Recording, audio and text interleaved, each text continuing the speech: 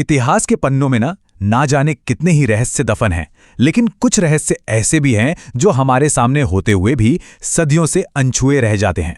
आज हम एक ऐसे ही महान ऐतिहासिक रहस्य की पड़ताल करने वाले हैं। तो चलिए चलते हैं उत्तर प्रदेश के महाराजगंज जिले में, बिल्कुल भारत नेपाल बॉर्डर पर। यहाँ एक बहुत ही शांत और कह सकते हैं खूबसूरत जंगल है।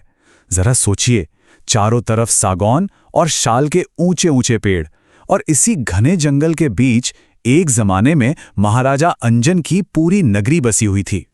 इसी जंगल के बीच में एक प्राचीन टीला है, एक ऐसा स्तूप जिसे कहते हैं कि 2500 सालों से किसी ने छुआ तक नहीं है।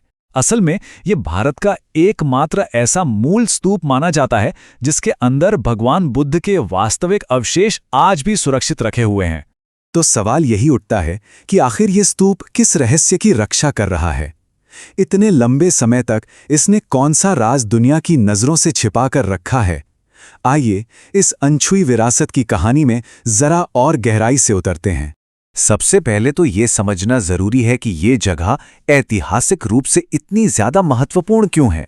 देखिए, ये कोई आम जगह नहीं, बल्कि रामग्राम है, जो कभी शक्तिशाली कोलिय राजवंश की राजधानी हुआ करती थी। और जैसा हम आगे देखेंगे, इस राजवंश का बुद्ध के जीवन से एक बहुत ही गहरा, बहुत ही खास नाता था। कोलिय राजवंश जो था वो बुद्ध के समय का एक बहुत ही महत्वपूर्ण गणराज्य था। और आपको ये जानकर हैरानी होगी कि इस जिले का नाम महाराजगंज उन्हीं के शासक महाराजा अंजन के नाम पर पड़ा है। तो ये सिर्फ एक प्राचीन भूमि नहीं, बल्कि बुद्ध के अपने परिवार की भूमि है। और ये रिश्ता कितना गहरा था, ये जानना तो वाकई बहुत दिलचस्प है।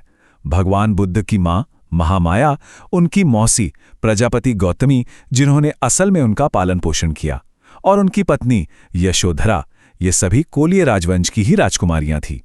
यही पारिवारिक जुड़ाव रामग्राम को बौद्ध इतिहास में एक बेहद पवित्र और पर्सनल स्थान बना देता है।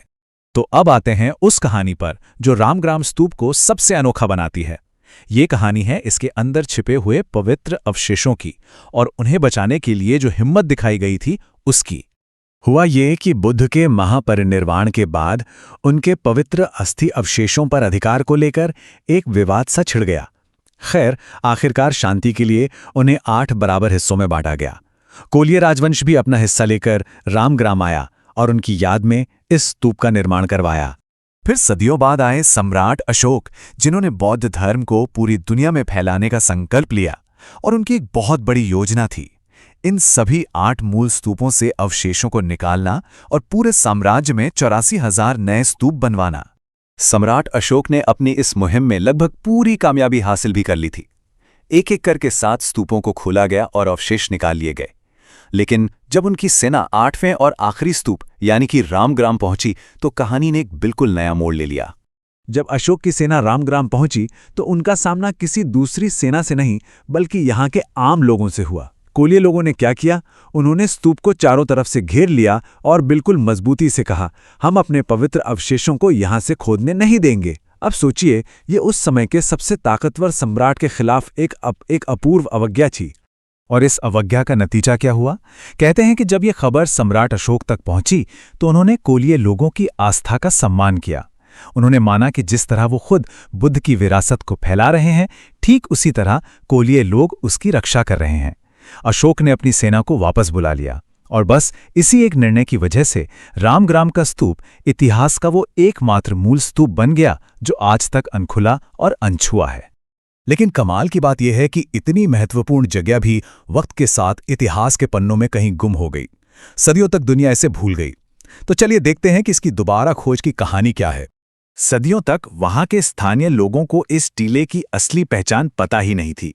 उनके लिए तो ये कन्हैया बाबा का स्थान था, एक पवित्र जगह जहां वे अपनी श्रद्धा से बेलपत्र वगैरह चढ़ाते थे। उन्हें इस बात का जरा भी अंदाजा नहीं था कि वे किस अनमोल ऐतिहासिक खजाने की पूजा कर रहे हैं। वैसे प्राचीन चीनी यात्रियों जैसे ह्वेनसांग और फाहियान ने अपने यात्रा वृतांतों में हमेशा से इस जगह का जिक्र किया था, जिसने इतिहासकारों को एक राह दिखाई। लेकिन जो निर्णायक मोड़ आया वो था 1996 में, जब भारतीय पुरातत्व सर्वेक्षण की जांच ने आधिकारिक तौर पर यह साबित कर दिया कि ये कन्हैया बाबा का स्थान ही असल में बुद्ध के अवशेषों वाला ऐतिहासिक रामग्राम स्तूप है। पर यह कहानी सिर्फ अतीत के खंडहरों और किताबों तक ही सीमित नहीं है। ये आज भी जिंदा है, उन समुदायों के जरिए जो बहुत गर्व से खुद को इस महान वंश का हिस्सा मानते हैं। इतिहासकार और जो स्थानीय नेता हैं वो आज के कई समुदायों को, जैसे कि पटेल, कुर्मी, कोली, निषाद और कोरी समाज, उसी प्राचीन कोलिया राजवंश का वंशज मानते हैं। और यही जुड़ाव इस पूरे इतिहास को सिर्फ एक कहानी नहीं बनाता, बल्कि ये इसे एक जीती जागती विरासत बना देता है जो आज भी इन लोगों की पहचान का एक अहम हिस्सा है। तो अब सवाल ये उठता है कि आज इस अनमोल जगह की स्थिति क्या है और इसके भविष्य को लेकर क्या उम्मीदें हैं, क्या योजनाएं हैं? फिलहाल ये जगह भारतीय पुरातत्व सर्वेक्षण के संरक्षण में है और जो स्थानीय बौद्ध और अम्बेडकरवादी समुदाय हैं वो भी पूरी लगन से इसकी देखरेख में मदद करते हैं। लेकिन यहाँ के लोगों की एक बड़ी आकांक्षा है, वो ये कि सरकार इस पर और ज्यादा ध्यान दे और इसे कुशीनगर की तरह एक अंतर्राष्ट्रीय पर्यटन और तीर्थ स्थल के रूप में विकसित करे, ताकि इस ऐतिहासिक धरोहर को दुनिया में वो पहचान मिले जिसकी ये हकदार है, और साथ ही इस क्षेत्र का भी विकास हो सके। जैसा कि स्रोत में एक बहुत ही गहरी बात कही गई है, जिंदा वही है जिसकी विरासत है, और विरासत की रक्षा करना हमारा धर्म है। ये एक बहुत शक्तिशाली विचार है जो हमें अपनी जड़ों के महत्व की याद दिलाता है। और सच कहें तो रामग्राम की पूरी कहानी इसी एक विचार का जीता जागता प्रमाण है। रामग्राम की ये कहानी हमें ये सोचने पर मजबूर करती है कि हमारे ही देश में, हमारे आसपास, सतह के ठीक नीचे ऐसे कितने और अनमोल इतिहास दबे पड़े हैं जो बस किसी के द्वारा खोजे जाने का इंतजार कर रहे हैं।